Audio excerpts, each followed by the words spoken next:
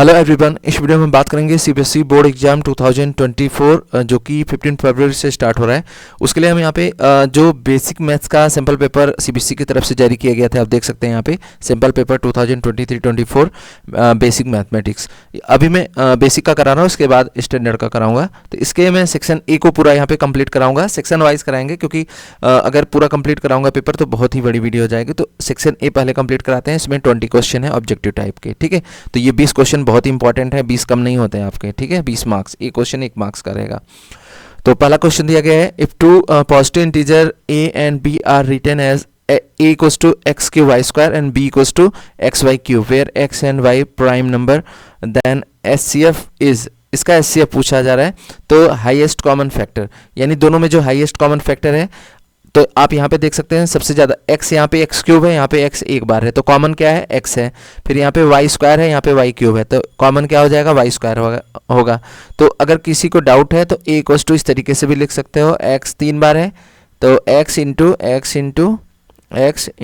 Y into y, ठीक है। यहाँ पे 3 बार x है, 2 बार y है, और ऐसे ही b इक्वल्स टू लिख लीजिए, 1 बार x है और y कितनी बार है, 3 बार है। क्लियर है। तो अब दोनों में क्या कॉमन है यही देख लीजिए, अगर कोई डाउट हो तो 1 बार x कॉमन है और 2 बार y कॉमन है, ठीक, 2 बार y कॉमन है। तो आपका SCF क्या हो जाएगा, ये हो जाएगा x और y स्क्वायर। आपका राइट आंसर क्या हो जाएगा, B हो जाएगा। क्लियर है।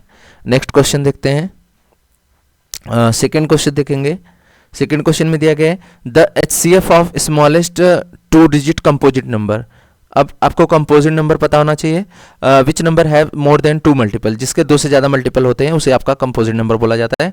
और स्मॉलेस्ट कंपोजिट नंबर, तो 2 डिजिट का, यहाँ पे 2 डिजिट का कंपोजिट नंबर स्मॉलेस्ट जो होगा वो 10 हो जाएगा। 10 स्मॉलेस्ट कंपोजिट नंबर होता है 2 डिजिट का, ठीक है। और स्मॉलेस्ट कंपोजिट नंबर जो होता है वो होता है 4 के 2 से ज़्यादा मल्टीपल होते हैं। 3 के तो 2 ही होंगे, 2 के भी 2 होंगे, तो सबसे स्मॉलेस्ट कंपोजिट नंबर 4 हो गया और 2 डिजिट का स्मॉलेस्ट कंपोजिट नंबर 4 हो गया। तो इनमें भी आपको क्या पता करना है, एलसीएम पता करना है। तो इसका एलसीएम कैसे निकालते हैं, ये तो एलसीएम तो सिंपल है, 2 5 जा 10, 2 2 जा 4, और यहाँ पे 2 1 जा 2 और 5 को ऐसे नोट कर लेंगे, 5 1 जा 5, यहाँ 1 1 आ जाएगा, 2 2 जा 4, 4 5 जा 20। तो आपका राइट आंसर सी हो जाएगा। क्लियर है। तो बेसिक में बिल्कुल आसानी क्वेश्चन रहते हैं, बहुत ज़्यादा टफ क्वेश्चन नहीं रहते। तो आगे देखते हैं नेक्स्ट क्वेश्चन। इसके बाद दिया गया है आपका if x equals to 3 is one of the roots of the quadratic equation x square minus 2kx minus 6 equals to 0, then value of k की वैल्यू पूछी गई है। तो यहाँ पे x की वैल्यू दी गई है, x equals to 3 is the one of the roots of the quadratic equation. इस क्वाड्रेटिक इक्वेशन का एक रूट x इक्वल्स टू 3 है, तो इट मीन्स ये x इक्वल्स टू 3 इस इक्वेशन में सेटिस्फाई करेगा, यानी कि x की वैल्यू पुट करने पर उस फंक्शन की वैल्यू 0 हो जाएगी। तो k की वैल्यू पूछी गई, तो जहाँ जहाँ x है वहाँ पे क्या रख देंगे, 3 रख देंगे। तो ये हो जाएगा 3 स्क्वायर माइनस 2k इंटू 3 और माइनस 6 इक्वल्स टू 0। तो ये हो जाएगा 9 माइनस 6k और माइनस 6 इक्वल्स टू 0। तो 9 माइनस 6 कितना होगा, 3 हो जाएगा, और माइनस 6k इक्वल्स टू 0। तो यहाँ से हम 6 के राइट में ले जाएंगे, अगर 6k इक्वल्स टू 3 हो जाएगा और k इक्वल्स टू क्या हो जाएगा, 3/6, 3 1 जा 3, 3 2 जा 6। तो आपका राइट आंसर क्या होगा, 1/2। तो आपका राइट आंसर बी हो जाएगा। क्लियर है। बिल्कुल अच्छा क्वेश्चन है, कोई प्रॉब्लम नहीं हो रही है आपको, ठीक है। नेक्स्ट क्वेश्चन, इसमें दिया गया है कि the pair of the equation, यहाँ पे दिया गया है, देखिए the pair of equation y बराबर 0 एंड y बराबर -7 has 1 solution, 2 solution, infinite many solution, no solution. तो यहाँ पे देखिए जब हम इसको ग्राफ ड्रॉ करेंगे इसका, तो y बराबर 0 कहाँ आएगा, ये y बराबर 0 तो आपका यही हो जाएगी लाइन, y बराबर 0, तो क्योंकि y की 0 वैल्यू यहाँ पे होती है ओरिजिन पे, ठीक है, 0 0 का होता है ना ये पॉइंट, तो y बराबर 0 तो यहीं पे है। तो ये y बराबर 0 हो गया, दूसरा y बराबर -7, तो ये आपका -1 -2 -3 ऐसे डैश करके यहाँ पे -7 आएगा। तो यहाँ से y बराबर -7 की लाइन ड्रॉ करेंगे, ये होगी y बराबर -7 की, यानी कि ये 0 और -7 आ जाएगा ये पॉइंट। तो पूछ रहा है कि ये जो है क्या कितने सोल्यूशन होंगे। तो देखिए दोनों लाइन में कहीं कट नहीं कर रहा है, ये लाइन दोनों पैरेलल हैं, तो पैरेलल की कंडीशन में क्या होता है, नो सोल्यूशन।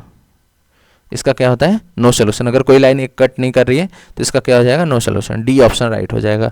क्लियर है। नेक्स्ट क्वेश्चन देखते हैं। इसमें दिया गया है कि the value of k for which the quadratic equation 2x² minus kx plus k बराबर 0 यानी equals to 0 has equal root. तो ये इक्वल रूट की कंडीशन है, तो d इक्वल्स टू क्या है, डिस्क्रिमिनेंट इक्वल्स टू क्या होता है, 0 होता है, यानी कि b² minus 4ac equals to 0। तो यहाँ पे b की वैल्यू क्या है, माइनस k है, माइनस 4 इंटू a की वैल्यू क्या है, 2 है, और c की वैल्यू क्या है, k है, इक्वल्स टू 0। तो ये हो जाएगा k² और माइनस 4 टू जा 8k इक्वल्स टू 0। तो यहाँ से k कॉमन ले लेंगे, तो ये हो जाएगा k माइनस 8 इक्वल्स टू 0। तो एक बार k इक्वल्स टू 0 हो जाएगा और एक बार k इक्वल्स टू 8 हो जाएगा। तो यानी k की दो वैल्यू आ रही हैं, तो 0 और 8 दोनों। तो ये आपका राइट आंसर डी हो जाएगा। आप गलती से इधर अगर कर देंगे ऐसे k² इक्वल्स टू 8k और k के काट देंगे और k इक्वल्स टू सिर्फ 8 कर देंगे अगर, तो ये गलत हो जाएगा आपकी, क्योंकि देखिए किसी भी क्वाड्रेटिक इक्वेशन की दो वैल्यू होती है, तो आपको दो वैल्यू फाइंड आउट करने के लिए हमें लेफ्ट में ही रखना है। अगर ये ऑप्शन नहीं होता तब आप 8 लगा सकते थे, लेकिन तब 0 नहीं रहता फिर, ठीक है। नेक्स्ट क्वेश्चन देखते हैं, 6th नंबर। 6th में दिया गया है कि the distance of the point 35 from the x axis is k, then k is equals to. तो जैसे यहाँ पे एक्स वाई पॉइंट हो गया, तो ये 3 है, 1 2 3, ये आपका 3 हो गया, और y पे कितना है, 5 है, 1 2 3 4 5, यहाँ पे 5 है, ठीक है। बोल रहा है कि द डिस्टेंस ऑफ पॉइंट, इस पॉइंट कहाँ पॉइंट बनेगा, यहाँ से देख लेते हैं, ये पॉइंट कहाँ बनेगा, 3 5 यहाँ पे। तो कह रहे हैं इस पॉइंट की x एक्सिस से दूरी कितनी होगी, और अगर ये दूरी k है, अगर ये k है तो ये टोटल डिस्टेंस कितनी है, y की लेंथ है, y कितना है, 5 है, तो k बराबर कितना हो जाएगा, 5 हो जाएगा, यानी 5 हो जाएगा। तो ये आपका राइट आंसर सी हो जाएगा। क्लियर है। फिर अगला क्वेश्चन देखते हैं। यहाँ पे थोड़ा ये काफ़ी कॉम्प्लेक्स हो गया है पूरा, इसको मैं हटा देता हूँ, थोड़ा ऑप्शन दिखने लगे, जिससे ऊपर का आपको कंप्लीट हो ही गया है क्वेश्चन, कोई दिक्कत नहीं होने वाली है, ठीक है। तो इस क्वेश्चन को देखते हैं। इस क्वेश्चन में दिया गया है आपका if in triangle A B C and P Q R में, आपका दो ट्रेंगल ले लेते हैं, ए बी सी, और एक ट्रेंगल और ले लेते हैं पी क्यू आर, ठीक है। तो इसमें दिया गया है कि A B upon Q R, A B upon Q R मतलब ये इसके बराबर है, और फिर उसके बाद बी सी मतलब रेशियो इक्वल है, इसका बराबर नहीं बोल सकते, इसे रेशियो है, मतलब ये अपॉन ये, और equals to B C upon P R, B C upon P R, ठीक। और ऐसे सी ए अपन पी क्यू है, सी ए अपन पी क्यू है। तो कह रहे हैं कि इसमें कौन सी सिमिलरिटी होगी, ट्रेंगल में कौन सी सिमिलरिटी होगी। तो देखो पी क्यू आर तो सब में सेम है, तो पी क्यू आर एक ले ही लेंगे, ठीक है। पी क्यू आर जो होगा वो सिमिलर हो जाएगा किसके, सी ए बी के, मतलब ये आपका ये ऑप्शन ना होके ये वाला हो जाएगा, आपका P Q R similar to C A B, P Q R equals to C A B, क्योंकि यहाँ पे रेशियो हमें थोड़ा सा एडजस्ट करना पड़ता है, ये आप देख लीजिएगा कोई, ठीक है। अगला क्वेश्चन देखते हैं। इसमें दिया गया है कि which of the following is not a similarity criteria of a triangle. Triangle में ये होता है आपका, ये भी होता है, ये भी होता है, ये नहीं होता है, तो यही आपका राइट आंसर होगा। याद रखिएगा निगेटिव में पूछा गया, नॉट नहीं होता, तो ये डी वाला नहीं होता, ठीक है। फिर अगला क्वेश्चन दिया गया है कि in figure T P and T Q are the two tangent, एक सर्कल के दो टेंजेंट हैं यहाँ पे P T and T Q, where O is the centre and P O Q 110 है, पी ओ क्यू 110 है, यहाँ पे देख सकते हैं। तो पूछा है पी टी क्यू, ये एंगल पूछा जा रहा है। तो याद रखिएगा ये क्वाड्रिलेटरल हो गया, इसके आमने सामने का सम कितना होता है, 180 होता है। तो यहाँ पे एंगल पी टी क्यू बराबर 180 हो जाएगा।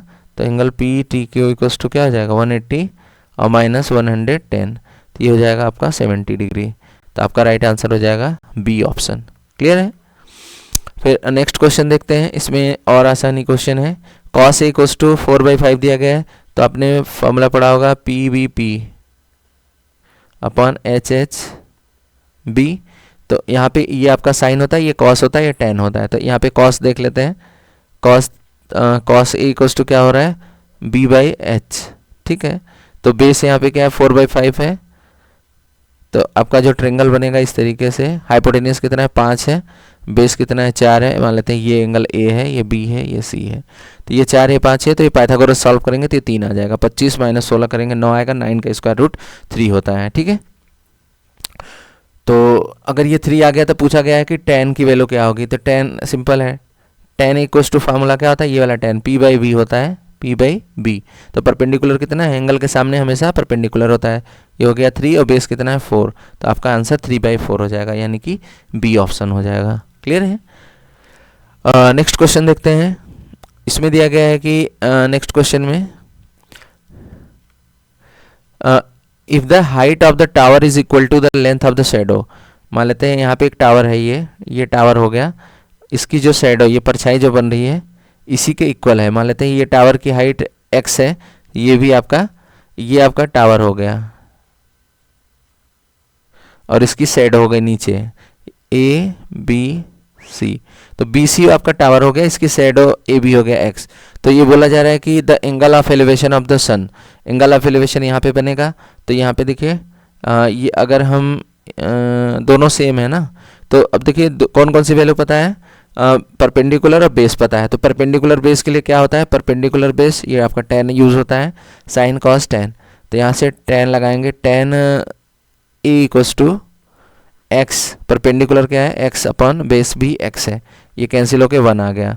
तो अब देखिए tan A में आपका कितने का मान, tan में 1 होता है, tan 45 की वैल्यू 1 होती है, ठीक है। तो ये tan कैंसिल हो जाएगा, तो A इक्वल्स टू क्या आ जाएगा 45, ये आपका आंसर हो जाएगा।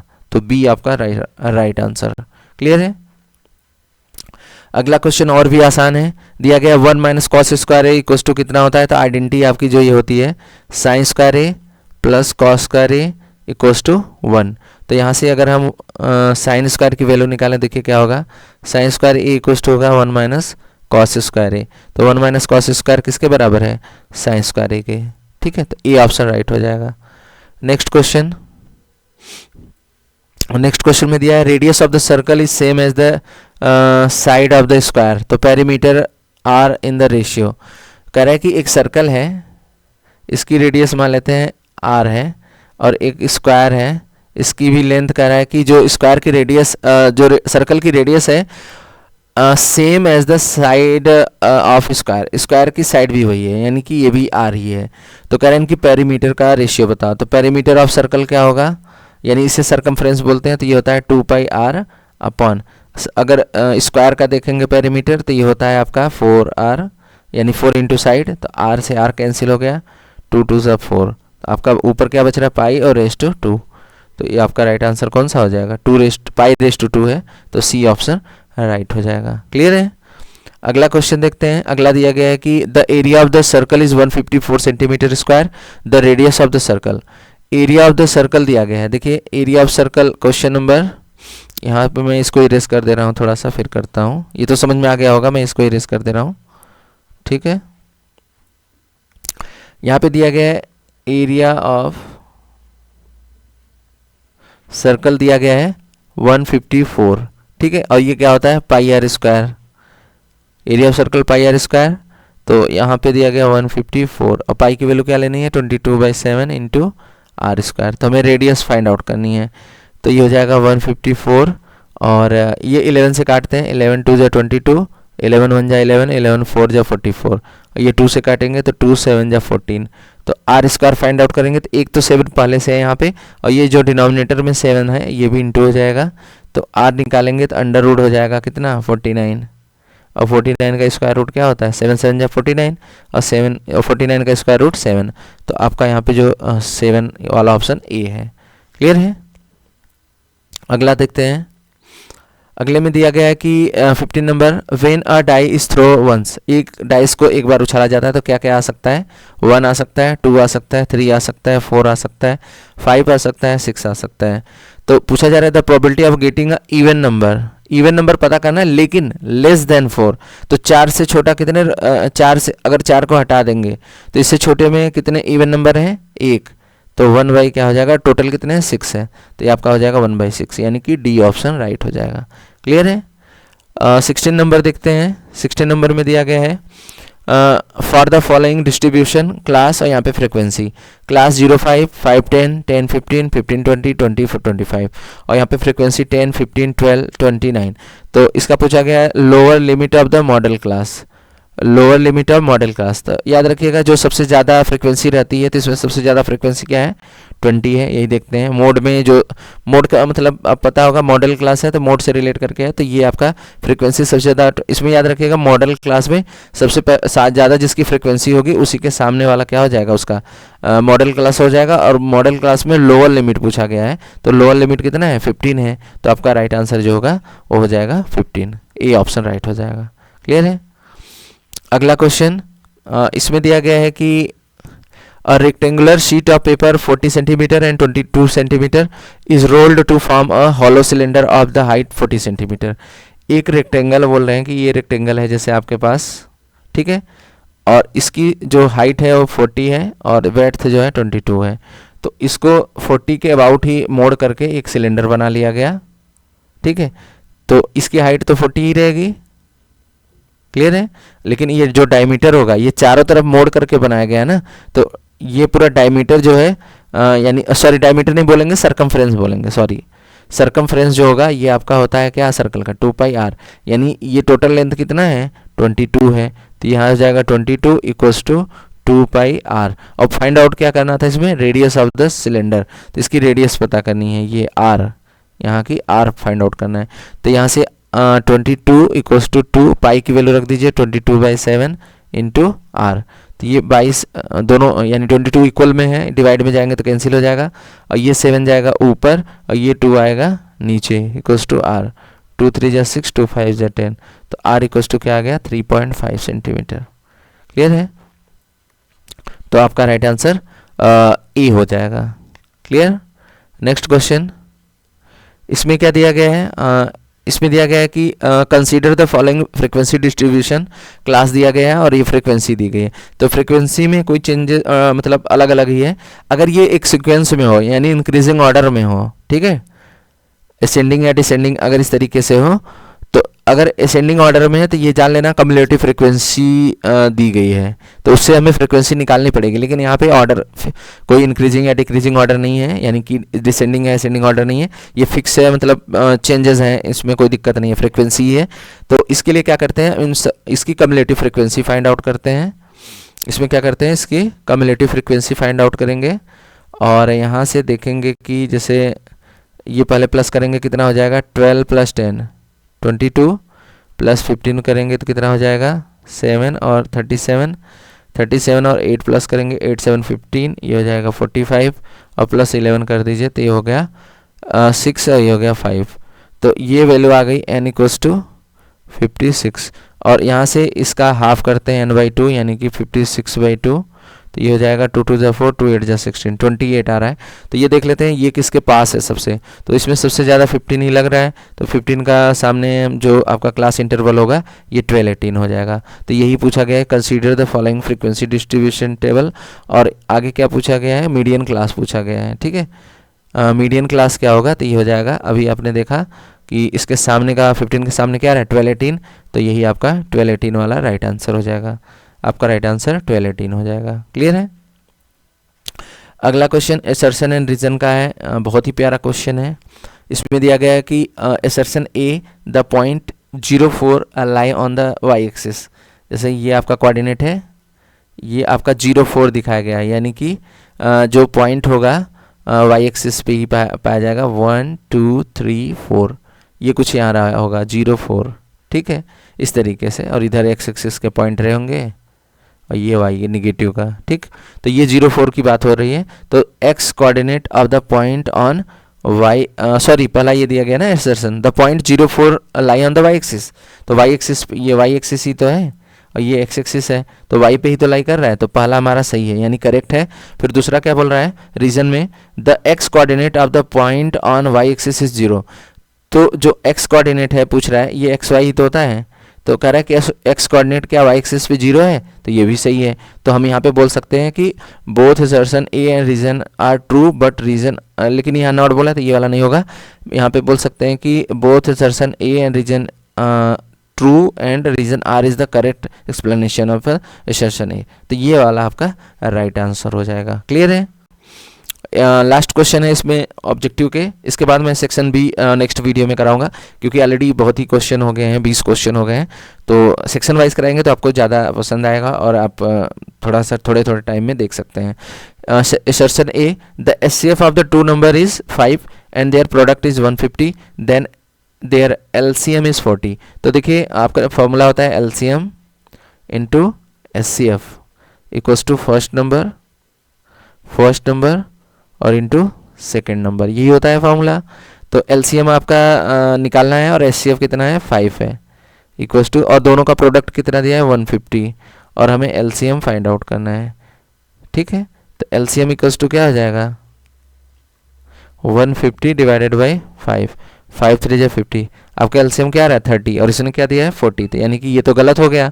तो पहला तो हमारा गलत हो गया, फिर आगे दूसरा रीजन क्या दिया है, for any two positive integer A and B HCF A into B, HCF का जो यहाँ पे दिया गया है कि for any two positive integer HCF A and B, उसका एचसीएफ और एलसीएम का मल्टीप्लाई उसके नंबर के प्रोडक्ट के इक्वल आएगा। तो ये प्रॉपर्टी आपने पढ़ा होगा एनसीईआरटी, तो उसमें दिया गया है कि LCM into HCF equals to first number into second number, यही जो लिखा है ये वाला पॉइंट, तो ये तो करेक्ट ही है। तो यहाँ पे हम बोल सकते हैं कि असर्शन ए इज़ ट्रू, नहीं ये ट्रू नहीं है, assertion A is false, assertion A false है, यानी कि इसका 30 आ रहा था जबकि यहाँ पे 40 दिया है, तो पहला फॉल्स है, but reason R is true, तो यहाँ पे डी ऑप्शन राइट हो जाएगा। क्लियर है, तो ये थे आपके टोटल 20 क्वेश्चन जो कि सैम्पल पेपर 2023 और 24 यानी कि 2024 वाले सैम्पल पेपर में आए हुए हैं सीबीएसई बोर्ड की तरफ से। ये है आपका सेक्शन बी जो कि नेक्स्ट वीडियो में आपको देखने को मिलेगा। तो वीडियो कैसा लगा, वीडियो पसंद आया तो लाइक करिएगा और चैनल को सब्सक्राइब जरूर करिएगा। Thank you for watching.